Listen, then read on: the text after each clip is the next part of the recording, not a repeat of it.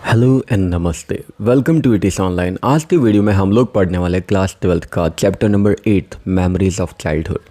देखिए, जो चैप्टर है इसमें 2 शॉर्ट स्टोरीज है, जिसमें से एक ऑलरेडी हम लोग कवर कर चुके हैं, the cutting of my long hair. अगर आप लोगों ने नहीं देखा है तो आप लोगों को आई बटन से लिंक मिल जाएगा, जाके देख सकते हैं, डिस्क्रिप्शन बॉक्स में भी मिल जाएगा।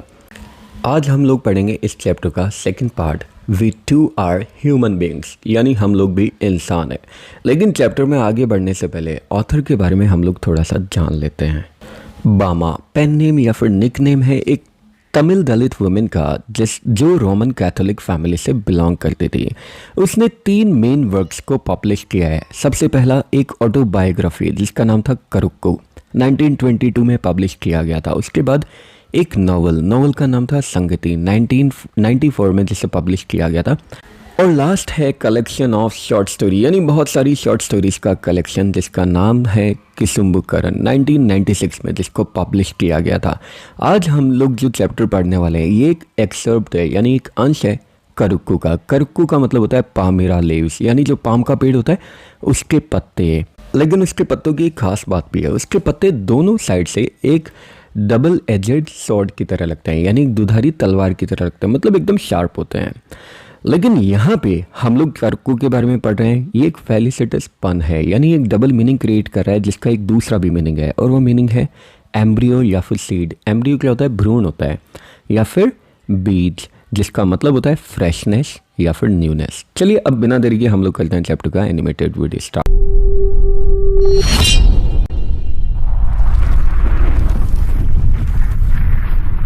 जब मैं 3rd क्लास में पढ़ रही थी तो अभी तक मैंने लोगों को ओपनली बात करते हुए सुना नहीं था अनटचेबिलिटी के बारे में। अनटचेबिलिटी जिसे हम लोग अस्पृश्यता या फिर छुआछूत भी बोलते हैं। लेकिन मैंने कई बार इसे देखा है, फील भी किया है, एक्सपीरियंस भी किया है, और कई बार मैं खुद इसके द्वारा ह्यूमिलेट हुई हूँ, यानी बेइज्जत हुई हूँ। अब हुआ क्या, एक दिन मैं स्कूल से घर पे जा रही थी और मेरे पीछे एक बड़ा सा बैग लटका हुआ था, यानी होता ही है ना छोटे बच्चे के पीछे जो स्कूल का बैग होता है। अब जनरली मेरे स्कूल से मेरे घर का जो रास्ता था वो 10 मिनट का था, लेकिन मुझे लगभग 30 मिनट लग जाते थे घर पहुंचने में। इनफैक्ट कई बार तो मुझे आधा घंटा या फिर 1 घंटा भी लग जाया करता था, क्योंकि मैं उस गली में जितने भी फन या गेम्स चल रहे होते थे ना, उन सबको देखते हुए जाती थी। बहुत सारी एंटरटेनिंग एक्टिविटीज़ हुआ करती थी स्ट्रीट में, उन सबको देखते हुए जाती थी। डायरेक्ट मैं घर पर कभी नहीं जाती थी।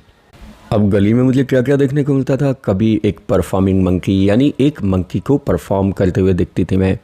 एक स्नेक चार्मर होता था जो स्नेक इधर उधर अपने बॉक्स में से निकालता और वापस उसमें रख लिया करता था। एक साइकिलिस्ट जो बेचारा 3 दिन से अपनी साइकिल से ही नहीं उतरा और बस पैडल ही पैडल किए जा रहा है। कभी मुझे रास्ते में चरखा देखने को मिलता था।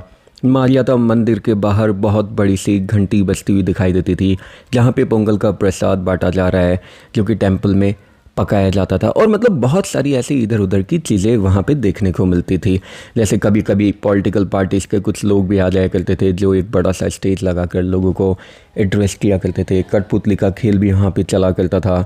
कई बार स्टंट परफॉर्मेंस भी चला करते थे। इनफैक्ट कई बार तो बाज़ार में बहुत सारी तरह तरह की चीज़ें लगा करती थी, जैसे स्वीट्स वगैरह लगा करती थी, mango, cucumber, sugar cane, sweet potato, मतलब ये बहुत सारी चीज़ें लगा करती थी। तो इन सब की तरफ देखते हुए मेरे जो 10 मिनट थे ना, वो कब 30 मिनट में बदल जाते थे मुझे पता भी नहीं चलता था। अब ऐसे ही एक दिन जब मैं इन सारी चीज़ों की तरफ देखते हुए अपने घर पे आ रही थी और मेरा बड़ा सा बैग मेरे कंधों पे लटका हुआ था, तो सामने की तरफ कॉर्नर में मैंने देखा कि एक लैंडलॉर्ड अपने घर के बाहर बैठा हुआ है, आंगन पे बैठा हुआ है एक बड़े से प्लेटफॉर्म के ऊपर, और बाहर चलने वाली कार्रवाई को देख रहा है। मतलब हमारे जो लोग थे, हमारी कम्युनिटी के जो लोग, वो सारे के सारे लोग काम कर रहे थे, कैटल को इधर उधर घुमा रहे थे पैर में। मतलब वो जो कोलू का बैल होता है ना, जिससे वो तेल निकाला करते थे, बिल्कुल वैसे ही एक बैल था जो कि इधर उधर घूम रहा था, ताकि वो भूसे में से ग्रेन को बाहर निकाल सके। एनिमल्स का मुंह भी बंधा हुआ था ताकि वो घास फूस या फिर जो भी अनाज है उसको खा ना जाए। उसी समय मैं इन सारे फन को देख रही थी। उसी समय मैंने क्या देखा, सामने की तरफ से, बिल्कुल गली के सामने की तरफ से एक एल्डर आता है, यानी एक बुजुर्ग आदमी आता है। और जिस तरीके से वो आदमी चल रहा था, उससे तो भाई साहब मेरी हंसी छूट गई, और मैं खुशी से और हंसी से हंसना चाहती थी, क्योंकि वो जो आदमी था बड़ा भारी सा आदमी था और एक छोटा सा पैकेट लेकर आ रहा था, इस तरीके से कि उसने उस पैकेट को सिर्फ उसकी डोरी से पकड़ा हुआ था। और देखने से लग रहा था कि शायद उस पैकेट में वड़ई या फिर हरे बनाना की, यानी हरे केले की भाजी होगी, क्योंकि उसके ऊपर स्टेन लगा हुआ था ऑयल का, यानी तेल का धब्बा लगा हुआ था। अब जिस तरीके से वो आदमी चल रहा था, बिल्कुल ऐसे डोरी से पकड़ के, मैं तो ये सोच भी रही थी कि शायद कहीं वड़ई बाहर ही ना गिर जाए। अब फिर वो बुज़ुर्ग आदमी आता है और उस लैंडलॉर्ड को नीचे झुकते हुए, मतलब ग्रीट करके, वो पैकेट दे देता है। लैंडलॉर्ड उसमें से वड़े निकालता है और उसे खाना स्टार्ट कर देता है। अब जब मैं ये सारी चीज़ें देख चुकी थी तो लास्ट में मैं घर गई और मेरा बड़ा भाई भी वहाँ था। मैंने उसे वो सारी स्टोरी बताई, आज रास्ते में मैंने जो कुछ भी देखा, और जैसे ही स्टोरी मैं याद करी थी ना, बार बार मुझे हंसी आ रही थी। लेकिन मेरे बड़े भाई ने मुझे बोला कि भाई इसमें हंसने वाली कोई बात नहीं है, क्योंकि हम लोगों के साथ इस तरीके का ही ट्रीटमेंट किया जाता है। हर किसी को लगता है कि वो लोग अपर क्लास है और हम लोग लोअर क्लास से बिलोंग करते हैं, लोअर कास्ट से बिलोंग करते हैं, और इसलिए हम लोगों को उनको टच नहीं करना चाहिए। अगर उन्होंने हमें टच किया या हमने उन्हें टच किया तो वो लोग पल्यूट हो जाएंगे, यानी वो लोग प्रदूषित हो जाएंगे। इसलिए वो जो बुजुर्ग आदमी है वो इस तरीके से पैकेट को पकड़ कर लेकर आ रहा था। जब मैंने ये सारी बातें सुनी तो अब मुझे बिल्कुल भी हंसी नहीं आ रही थी। इनफैक्ट अब तो मुझे बहुत ही ज़्यादा गुस्सा आ रहा था। उस वड़े के ऊपर भी मुझे गुस्सा आ रहा था। उस वड़े को पहले तो बनाना लीफ में रैप किया गया, उसके बाद पेपर में लीफ रैप किया गया, उसके बाद अगर वो बुजुर्ग आदमी उसको पकड़ भी लेता तो वो अनटचेबल कहाँ से हो जाती, पल्यूट कहाँ से हो जाती। मुझे बहुत ही ज़्यादा गुस्सा आ रहा था और मैं सोच ही रही थी कि हम लोगों को इन अपर कास्ट वाले लोगों के लिए काम ही क्यों करना चाहिए। इनका सारा काम अगर हम लोग छोड़ दे तो इनका कुछ भी नहीं हो सकता। ये खुद तो अपने आप कोई काम कर ही नहीं सकते। इनके लिए हमें स्नैक्स नहीं लाना चाहिए, इनके फील्ड में हम लोगों को काम नहीं करना चाहिए। और ये लोग इतने ज़्यादा मतलबी कैसे हो सकते हैं? क्योंकि इन लोगों ने 4 पैसे कमा लिए, इसका मतलब ये तो नहीं है ना कि हर तरह की ह्यूमन फीलिंग्स को ये लोग लूज़ कर देंगे। हम लोग भी तो ह्यूमन बींग्स है, we too are human beings. हमारे लोगों को इन लोगों के कोई भी काम नहीं करने चाहिए। मेरा बड़ा भाई जो कि यूनिवर्सिटी में पढ़ता था, वो घर पे आया था, छुट्टी में घर पे आया था, तो वो लाइब्रेरी में पढ़ने के लिए जाता था नेबरिंग विलेज में, यानी पड़ोस के गांव में, ताकि वो वहाँ से बुक्स को बोरो कर सके, यानी उधार पे ले सके। अब एक दिन क्या हुआ, वो अपने घर पे आ रहा था और इरिगेशन टैंक, यानी जिसमें से इरिगेशन किया जाता है ना, जिस टैंक में से पानी उसमें भरा हुआ रहता है, वहाँ के किनारे किनारे पे वो चल रहा था। तो लैंडलॉर्ड का एक आदमी आता है उसके पीछे और उससे पूछता है, अप्पा आपका नाम क्या है?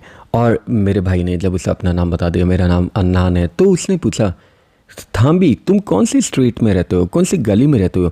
अब उसका ये पूछने का मतलब क्या था कि अगर उसे पता चल जाए कि वो कौन से गली में रहता है तो उसे हमारी कास्ट भी पता चल जाएगी। क्योंकि गांव में जनरली होता है ना कि अलग अलग मोहल्ले बने रहते हैं, जैसे राजपूतों का मोहल्ला, गुज्जरों का मोहल्ला, तो ऐसे अलग अलग एरिया के हिसाब से शायद उसको पता चल जाए अगर वो हम लोगों को अपना एरिया बता दे तो। सॉरी, अगर हम लोग उसे अपना एरिया बता देते तो उसे हमारी कास्ट भी पता चल जाती। अन्ना ने जब मुझे सारी बातें बताई तो उसने ये भी ऐड किया, क्योंकि हम लोग इस कम्युनिटी में पैदा हुए हैं इसलिए हम लोगों को ऑनर या डिग्निटी या रिस्पेक्ट नहीं दिया जाता, हम लोगों को इन सारी चीज़ों से दूर रखा जाता है। लेकिन अगर हम लोग पढ़ाई कर लेते हैं, प्रोग्रेस कर लेते हैं, तो इन सारे बेइज्जती को, इनडिग्निटीज़ को हम लोग उतार फेंक सकते हैं। इसलिए ध्यान से पढ़ाई करना, जितना तुम सीख सकते हो उतना तुम सीखना, और हमेशा अपने लेसन्स में आगे रहना। लोग फिर खुद चल के तुम्हारे पास में आएंगे अपनी इच्छा से और तुमसे अटैच भी हो जाएंगे। वर्क हार्ड एंड लर्न, यानी हार्ड वर्क करना और लर्न करना। अन्नान ने ये जो शब्द बोले थे, इन्होंने मेरे दिल पर एक गहरी छाप छोड़ दी और उस दिन के बाद से बस मैं गहरी पढ़ाई में लग गई, अपनी पूरी दिलो जान से, यानी अपनी पूरी जान लगा के मैं उस दिन से बस पढ़ाई में लग गई और क्लास में मैं फर्स्ट आई, और इसीलिए बहुत सारे लोग मेरे फ्रेंड्स भी बने। और इसी के साथ ही चैप्टर भी यहीं पे एंड हो जाता है। आई होप आप लोगों को चैप्टर बहुत अच्छा लगा होगा, समझ में भी आया होगा।